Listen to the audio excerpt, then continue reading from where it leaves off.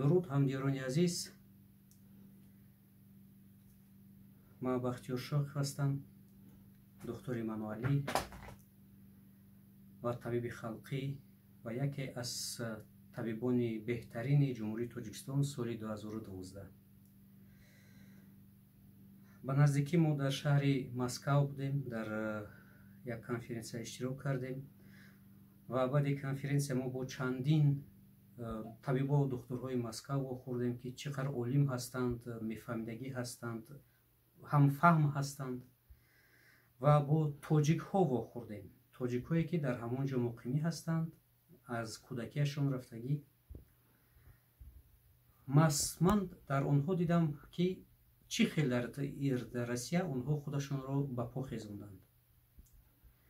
ҳар як тайвай мегӯяд ки бо азобҳо онҳо аз 20 сол 30 сол пеш рафтагӣ ҳастанд, дар он ҷо аз корҳои паст сар карда оҳиста оҳиста дар давоми сол баъд онҳо соҳиби хонаву дару соҳиби корхонаву мошин шуданд. мегӯянд ки ин зиндагӣ барои онҳо дарс шуд, ҳам донишгоҳ шуд. ва дидам ки бисёри шаҳрвандон писарони худро синфи мактаби миёнаи умумиро тамом мекунанду ба Россия равон мекунанд. ин шахсҳоро дидам дар азоб ҳастанд.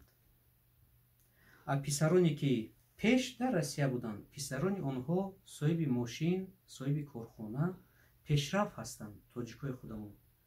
а кадоме ки нав меравад, онҳо дар азобанд.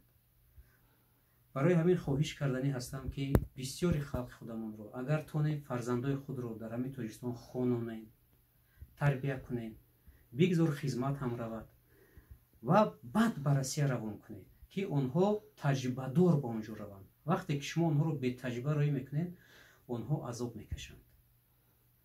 вақте ки дар инҷа донишгоҳро мехонад ва ҳам хизмат мекунад, ин барои вай таҷриба ҳаст, таҷрибаи зиндагӣ ҳаст.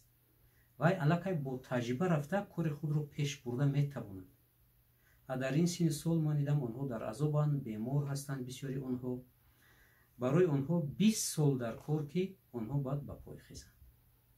вақте ки онҳоро хонондагиву дар хизмат рафтагӣ фаъол равон мекунем, онҳо дар он ҷо тезтар ба по мехезанд. шаҳрванде ки ин донишгоҳро хондааст, хизматро кардааст, вай боақлтар мешавад, босифаттар мешавад ва пешравиаш дигар мешавад. илтимос ай шаҳрвандон, фарзандонро хононед, ба таҷриба кунед, тайёр карда баъд ба дигар мамлакат равон кунед. раҳмат барои таваҷҷӯҳатон.